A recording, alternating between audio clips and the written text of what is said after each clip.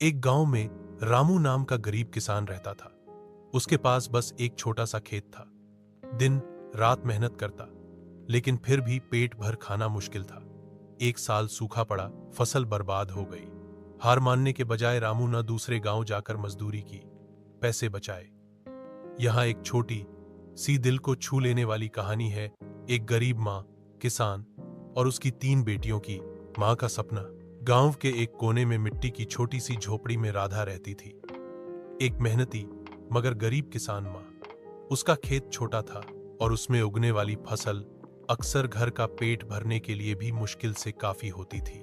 राधा की 3 बेटियां थीं, गीता, सुमन और छोटी मीना। तीनों की आंखों में अपने अपने सपने थे।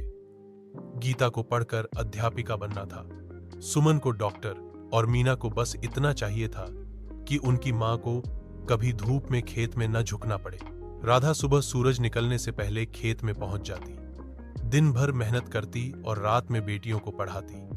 कई बार खाने में सिर्फ रोटी और नमक होता, मगर वह हंसकर कहती, पेट भरने से बड़ा है दिल भरना, और दिल सपनों से भरना चाहिए।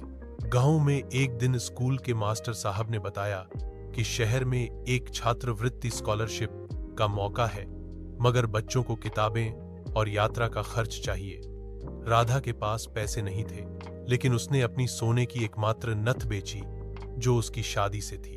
उस नथ के पैसों से गीता शहर गई, परीक्षा दी और छात्रवृत्ति जीत लाई।